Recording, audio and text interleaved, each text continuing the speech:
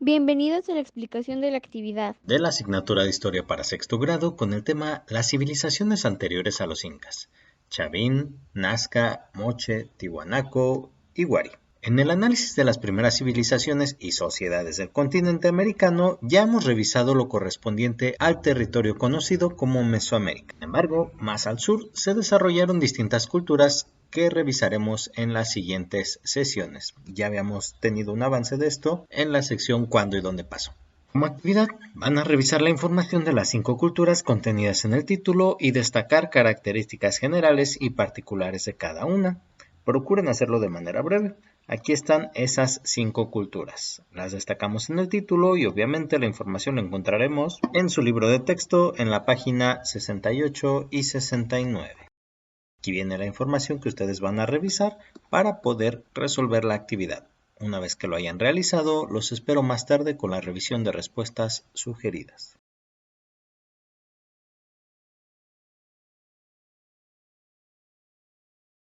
Bienvenidos a la revisión de respuestas sugeridas. Comenzaremos leyendo el texto. A lo largo de la cordillera de los Andes, que se refiere a esta línea que está al borde de la superficie continental y que llega muy al sur del continente. Entre los años 1200 a.C. y 1400 después de Cristo, se desarrollaron culturas previas a los incas. El texto nos está indicando que la cultura de mayor relevancia en esa zona fueron los incas, entonces vamos a ver un poco de sus antecedentes. Estas culturas se caracterizaron por el cultivo de papa, maíz y algodón, la domesticación de llamas y alpacas, como estas. Bueno, no, esta es una paca, que nada tiene que ver. Ahora sí, aquí tenemos una llama y una alpaca.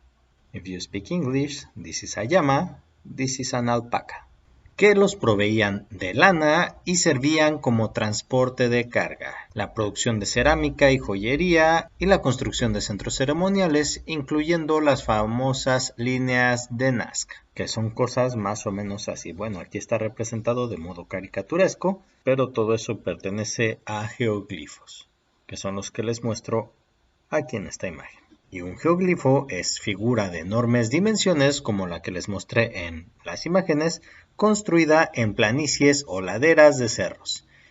Se elaboran con rocas de origen volcánico con tonalidades distintas a las del suelo. Como es de grandes dimensiones, solo se pueden apreciar desde muy lejos, por eso en una de las imágenes les mostraba un avión. ¿Lo notaron?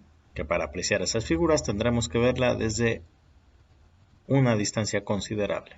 Su sociedad estaba controlada por sacerdotes y militares. Esto se hace muy similar a todas las demás culturas que hemos analizado, a quienes la mayor parte de la población, conformada por campesinos, les tributaba en trabajo o especie, es decir, les daban cosas por gobernar. Practicaban sacrificios humanos con diversos fines, como atenuar fenómenos meteorológicos que perjudicaban su subsistencia. Uno de esos fenómenos lo conocemos actualmente como el Niño. Este fenómeno hace desaparecer los cardúmenes de peces e inundaba las tierras de cultivo.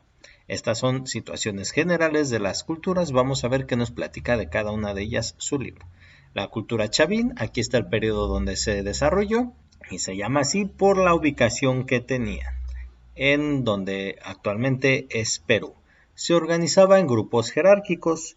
Los gobernantes tenían los conocimientos astronómicos para elaborar calendarios agrícolas y organizaban el culto a las deidades. El resto de la sociedad estaba integrada por artesanos, pescadores y campesinos. Regaban sus cultivos mediante canales, no canales de televisión como ahora, sino esas hendiduras en la tierra que elaboraban de manera deliberada para redirigir el agua de los ríos. También se dedicaban a la cría de llamas y alpacas, que ya se las mostré en una imagen.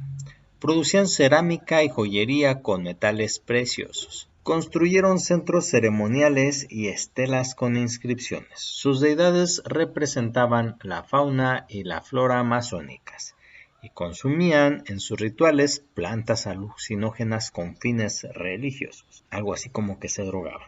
Obviamente no todas las personas tenían un manual de reglas donde especificaban todos estos aspectos. Vamos con los tihuanacos. Del año 100 a.C.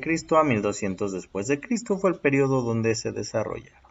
Ocupó lo que actualmente son el sur de Perú, Bolivia y el norte de Chile. El sur de Perú, Bolivia y Chile. Me imagino que estos fragmentos, aunque pudieron haberse alargado más. Esta cultura basó su economía en la crianza de llamas y alpacas, lo mismo que las anteriores.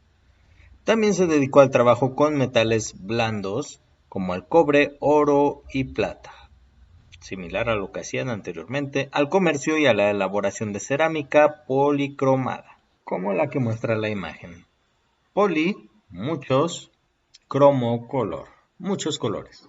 Sus habitantes construyeron centros ceremoniales, canales y caminos. Hasta nuestros días han llegado vestigios de sus construcciones, como el monumento Puerta del Sol, un muro con bloques de piedra labrada que se utilizaba como calendario agrícola. Aquí tenemos una imagen de esa Puerta del Sol.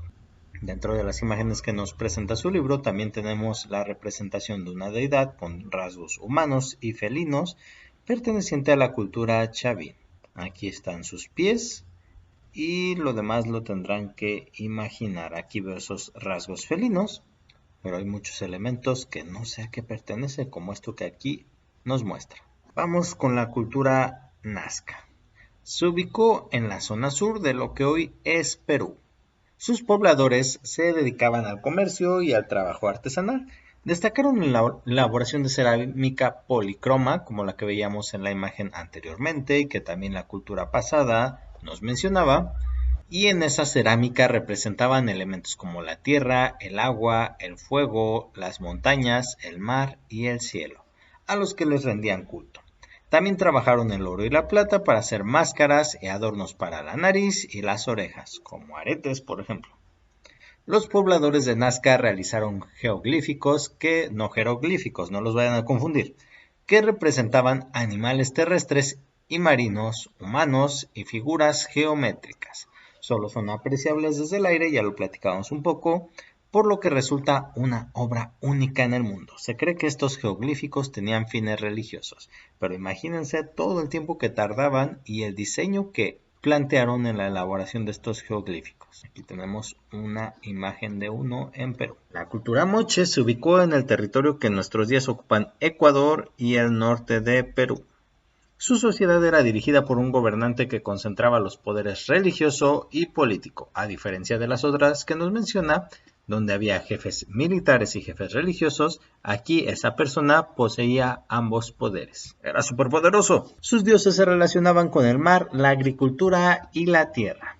En lo que respecta a sus actividades, tuvieron notables avances en la escultura y la cerámica, en la que representaban figuras humanas y de animales, así como escenas de la vida cotidiana, costumbres y creencias religiosas. Además, trabajaban el oro, la plata y el cobre, con los que moldeaban piezas diversas como cinceles, anzuelos, cuchillos, collares, etc.